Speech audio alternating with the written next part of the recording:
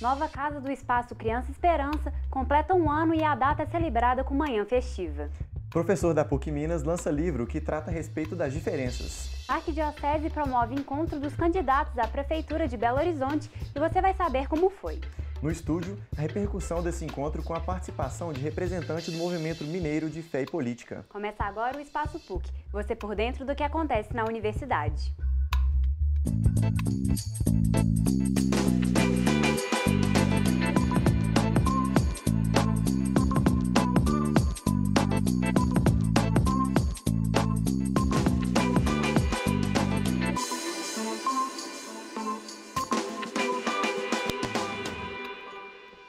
Olá! O novo Espaço Criança Esperança completou um ano e é claro que não podia faltar uma boa comemoração. Pois é, Giovana. A equipe responsável e os parceiros do projeto presentearam crianças e adolescentes com uma programação pra lá de especial. Dá só uma olhada. Na manhã dessa última quinta-feira foi comemorado o aniversário de um ano das novas instalações do projeto Criança Esperança aqui no bairro Serra da capital mineira.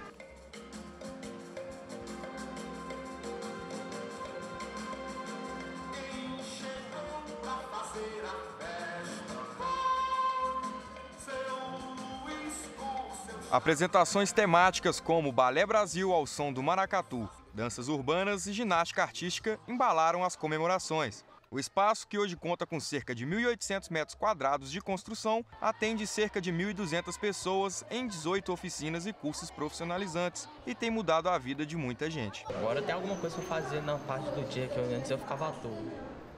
Aí tá melhor agora pra mim. Agora eu aprendi a nadar, quando eu vou pro clube, na folga na piscina. Melhor agora.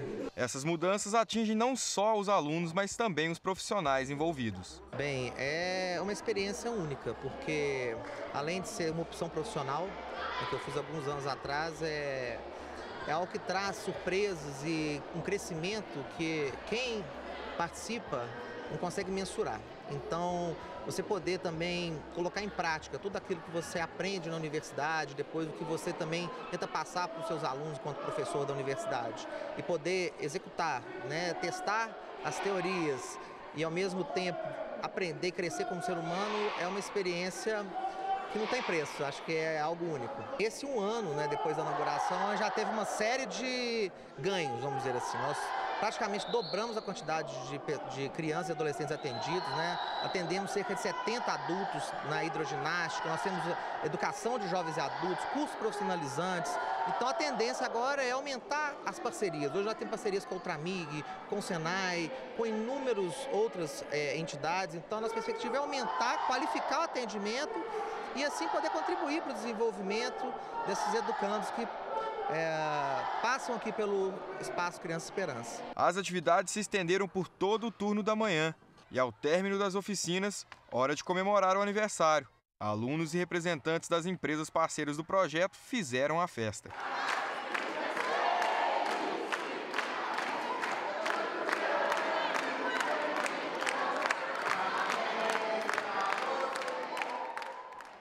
Atualmente, cada vez mais, é necessário debater sobre a diversidade. Respeitar as diferenças e peculiaridades de cada um é o mínimo que podemos fazer. Vivemos em uma sociedade plural. Pensando na importância de falar sobre esse assunto, principalmente para o público infantil e seus pais, o professor da PUC Minas, Marcos Nascimento, escreveu o livro O Menino dos Pés Coloridos. Bom, e é por isso que nós conversamos com eles agora, o autor da obra e a ilustradora Yara Abreu. Sejam muito bem-vindos ao programa. Muito obrigado. Bom, e de onde surgiu a ideia de escrever esse livro? Bom, essa ideia partiu de uma experiência muito pessoal, né? O livro trata da diversidade, da pluralidade a partir da metáfora das cores e das meias. Então, eu tenho um filho que ele sempre gostou de usar meias diferentes nos pés e aquilo causava um certo constrangimento nos pais, em mim e em minha esposa, né? E a gente ficava cobrando dele que colocasse meias corretas nos pés e a gente foi vendo que aquilo ali era algo próprio da personalidade dele e tudo mais. E a partir dessa experiência, então, eu falei assim, olha, bom, isso é um mote interessante para poder falar exatamente da tolerância, né, diante da diversidade e da diferença, né? Então, a grande experiência foi essa pessoal. Bom, Yara, e o livro tem muitas ilustrações. Como que foi o processo criativo na hora de produzir essas imagens? Bom, o texto, a gente, quando começa o diálogo de ilustração, a gente faz uma leitura, né, prévia do texto, e o texto é um texto que me interessou muito, exatamente por essa proposta do Marcos, como também ele queria dar essa, não usar uma ilustração, né, de forma mais natural, mas ele quis que, até pela série, né, que ele está iniciando, que é Pintando o Texto, que fosse um artista plástico a trabalhar. Então, na realidade, eu peguei o texto, que eu achei um texto belíssimo, texto necessário, né, principalmente na nossa atualidade, que lida com a diferença, e eu usei o cenário, por exemplo, do livro, ele já nasceu de um trabalho que eu fiz há 3 anos atrás, e aí eu constituí o personagem, que a gente conversou muito, a gente dialogou muito, né, Marcos, para compor, inclusive as imagens. Pode observar que o personagem não é um personagem convencional, né? Ele não tem uma anatomia, não tem uma anatomia Padrão, né? acadêmica, né, digamos assim. E toda a história circula assim, e aí eu fui trabalhando também as imagens com a minha estética, não é um processo, vai acontecendo, o texto vai se apresentando, ele vai se mostrando visualmente para a gente, funciona um pouco assim. Bom, e o livro é visualmente muito bonito, né? Foi desde o início a intenção de fazer essa ponte entre literatura e arte? Sim, essa série Pintando o Texto, a proposta dela é exatamente que a literatura dialogue com as artes plásticas, especialmente o desenho, a pintura e a colagem, no sentido de que o texto não seja alguma coisa desenhada, mas seja alguma coisa dialogada e que tanto a identidade do ilustrador, que no caso são artistas plásticos para essa série, e do escritor estejam presentes no texto, né? E que as imagens, portanto, revelem esse diálogo entre autor e ilustrador. Nesse sentido, eu acho que essa primeira experiência foi bastante exitosa, uma vez que a Yara ela conseguiu realmente estabelecer esse diálogo, né? Eu acho que a gente foi incorporando, uma né? narrativa visual paralelo à narrativa do texto, né? Isso é muito legal. Então, desde o início, a gente quis realizar esse projeto dessa maneira. Bom, Marcos, e você, além do autor do livro, né, é professor de Sociologia e de Política aqui na PUC, eu queria saber, assim, por trás dessa história, você quis passar para os pais e para as crianças a importância de discutir essa diversidade? Sim, a temática da diferença e da diversidade sempre foi assim algo presente nas reflexões tanto da ciência política quanto da sociologia, né? Então, quando a gente percebe um mundo cada vez mais plural, tanto do ponto de vista racial, étnico, do ponto de vista da pluralidade religiosa, das questões econômicas, etc., a gente vai vendo exatamente a necessidade de se estabelecer uma compreensão e um entendimento maior dessa realidade que vai ficando cada vez mais problematizada, especialmente quando a gente vê problemas com a migração na Europa, o problema da questão racial no Brasil, que ainda é muito importante e não resolvida. Então, a temática da pluralidade, da diferença, ela, como eu disse, sempre foi algo presente tanto na ciência política quanto na sociologia, e a mim, pessoalmente, sempre me incomodou essas questões, né, no que diz respeito à tolerância e o diálogo sobre as diferenças. E a gente pode perceber isso na ilustração também? Foi uma intenção? Também tem essa intenção. Na realidade, a ilustração ela acompanha, né, a essência do texto. E eu acho que o texto do Marcos, ele não só é um livro infantil, mas eu particularmente acho que o adulto também deveria ler, até que ele faz um pouco o inverso, assim é o meu olhar. Em alguns momentos, o filho ensina o pai, o filho mostra ao pai o que a gente está tentando falar com a sociedade. Eu achei isso muito importante. E como que tem sido a repercussão? Bom, a repercussão tem sido muito interessante, né? A gente tem feito divulgação nas escolas, a gente já fez 3 lançamentos do livro e tanto nas escolas há uma aceitação muito grande do livro, exatamente por conta da necessidade de se discutir a questão da diversidade na escola. Né, eu acho que a escola ela precisa disso, de fazer essa reflexão, e a sociedade também. Né? Então, como uma instituição importante na sociedade, a escola ela acaba vendo no livro uma oportunidade interessante para os alunos discutirem isso. Né? Um caso rapidamente, né, porque a metáfora das meias, uma criança chegou na escola com meias diferentes nos pés. E aí a supervisora da escola falou era um menino, né, falou assim, olha, você está parecendo uma Emília. E na verdade, aquilo para ele era uma expressão muito particular dele. Ele não queria ser Emília, ele queria ser ele mesmo calçando meias diferentes. Então acho que a escola tem essa necessidade também de fazer essa discussão, de estabelecer o diálogo com as crianças sobre a diversidade e sobre a diferença. Né? O mundo está precisando disso, né? Não só a escola, a sociedade, o mundo no geral está precisando discutir um pouco isso. O respeito às diferenças, o entender o outro, né? Com certeza. Como ele é. Bom, professor, e para finalizar, onde que as pessoas interessadas podem encontrar esse livro? Bom, na Rede Leitura, o livro está disponível. Pela internet, eu posso dar o endereço? Pode, claro. www.copimed.com.br, encontra, e também na própria editora, mrn.editora@gmail.com. Bom, gente, agradeço muito a presença de vocês aqui no programa, sejam sempre muito bem-vindos. Muito obrigado. Obrigada.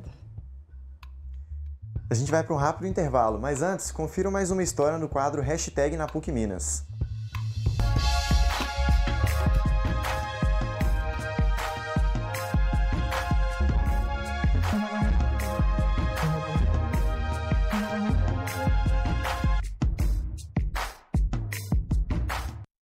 Começou como estudante, né? Eu tinha passado no vestibular com 18 anos, em 1982. E voltei a dar aula aqui em 97. Eu peguei a época que estava sendo criado o CCI, que é o Centro de Comunicação Integrado, e foi meu primeiro trabalho aqui, né? Além da sala de aula. Depois eu vim para o CEPEC, trabalhei como supervisora de projeto experimental no CEPEC, orientava projetos também, e depois em 2004 o reitor me convidou para dirigir a PUC TV. É mais da metade da minha vida tá aqui, né? Desde estudante até meu trabalho, né? Ser professora, me realizo aqui, né? Me sinto gente e fiz amizades e conheci pessoas maravilhosas que até hoje, né, eu convivo. Algumas tem ex-alunos que são amigos, né, que a gente constrói essas relações que ficam para a vida.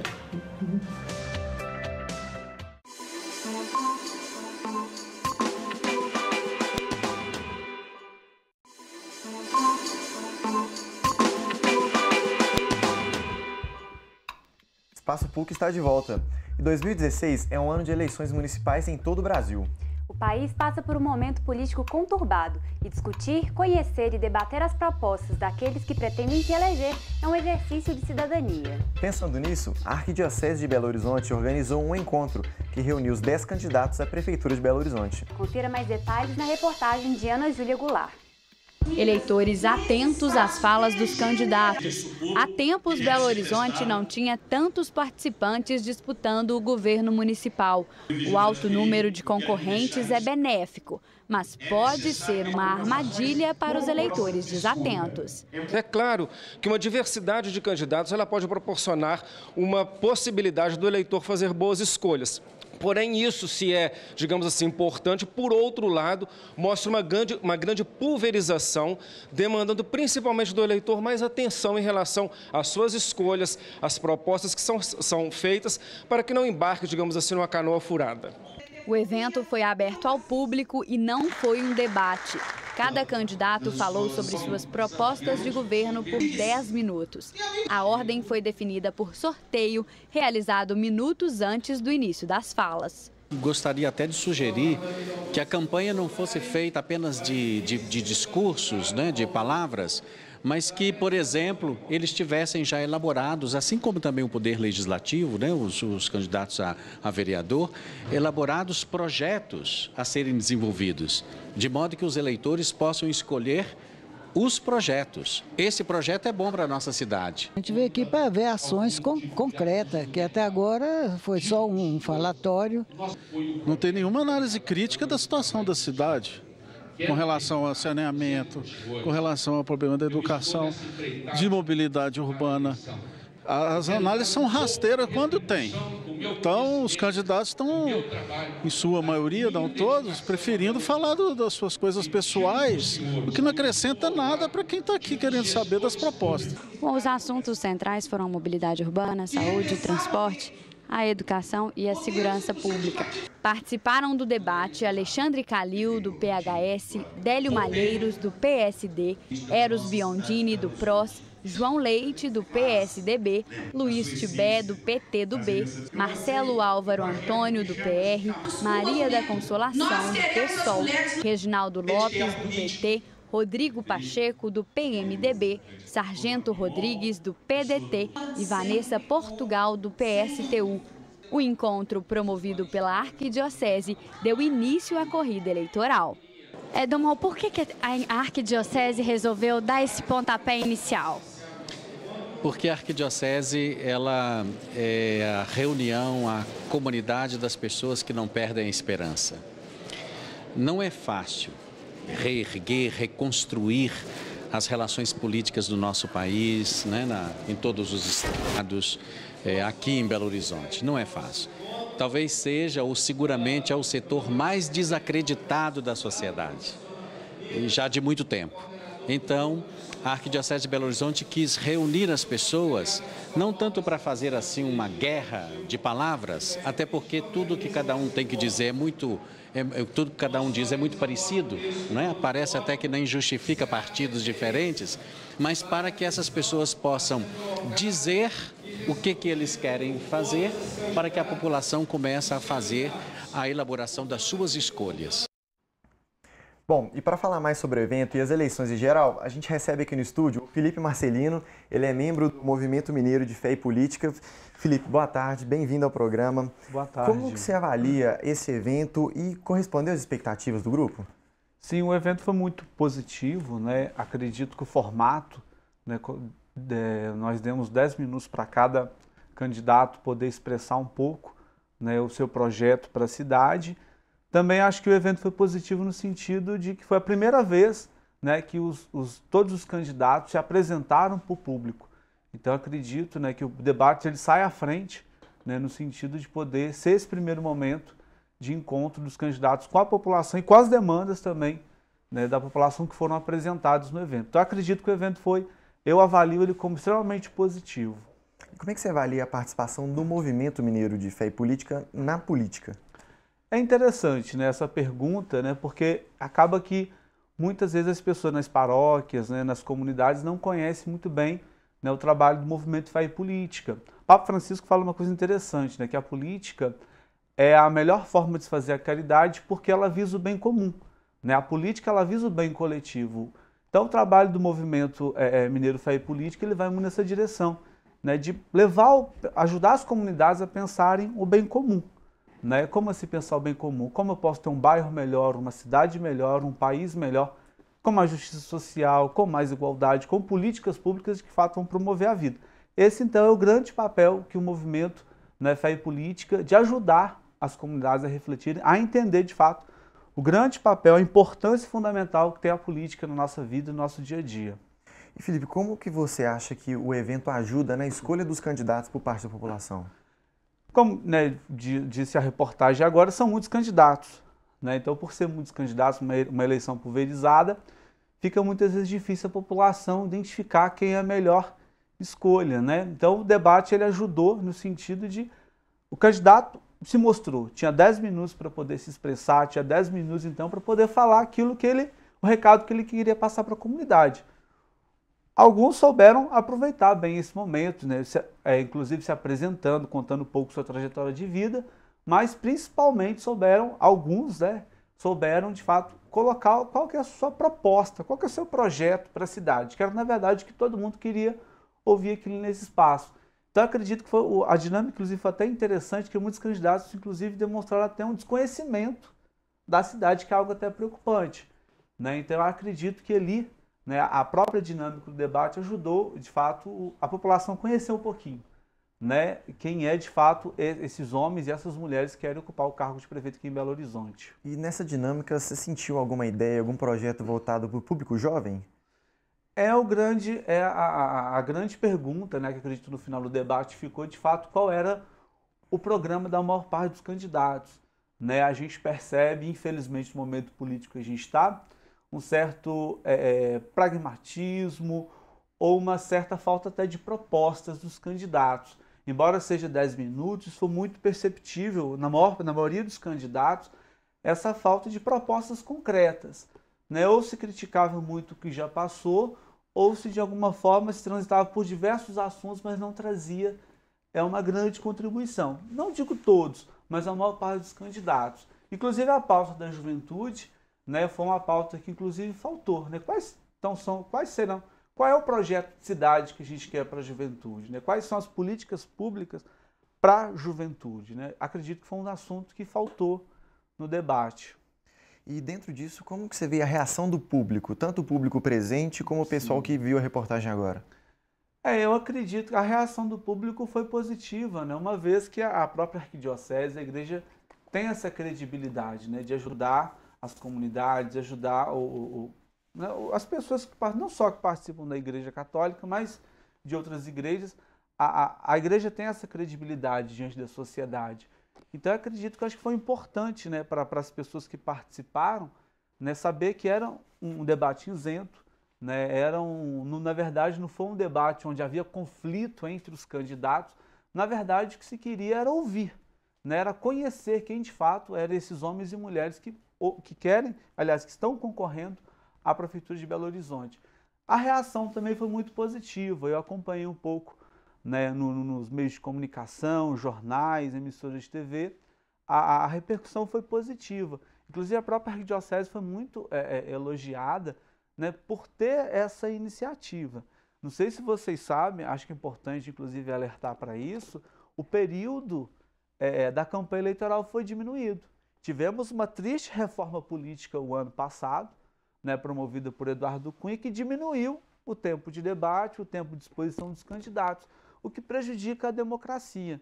Então, quando existem esses momentos, né, nesse curto período, né, de discussão, nesse curto período de campanha, é positivo. Acho que ajuda as pessoas a conhecerem de fato quem vai ser esse homem ou quem vai ser essa mulher que vai governar a cidade por 4 anos. Felipe, para a gente encerrar rapidinho, Sim. Quais são os conselhos ou o conselho principal que o movimento daria para a gente escolher o nosso candidato? É importante se analisar a trajetória política, né, analisar os partidos, inclusive, que compõem, né, qual é o grupo político daquele candidato ou daquela candidata, qual é a experiência, né, daquele candidato. Um candidato não surge do nada. Eu acho que a gente pode sim olhar o passado, né, pode olhar o que já foi feito por esse candidato ou essa candidata, qual a trajetória dele, e a gente vai conhecendo de fato. Se ele até hoje não fez muita coisa, então acredito que não vai ser agora, né? Então acho importante olhar a trajetória, olhar as alianças, olhar o que está por trás de cada candidato e perceber que o candidato não é uma pessoa, é um grupo político, né? Um conjunto de forças que está por trás daquele homem ou daquela mulher. Isso é importante a gente analisar, e coisa que infelizmente a maioria das pessoas não fazem. Na hora ali, faltando uma semana, decidem pelo seu candidato e não pensam um projeto de cidade e também o que já foi feito antes para aquele candidato ou aquela candidata. Felipe, muito obrigado pela participação. Você é sempre bem-vindo aqui no Espaço PUC. Obrigado, eu que agradeço o convite. E o Espaço PUC fica por aqui. Tem alguma sugestão ou comentário? Envie para o nosso e-mail espaçopuc@pucminas.br. Amanhã a gente volta às 4h30 da tarde pela PUC TV e TV Horizonte. Obrigada pela companhia e até lá!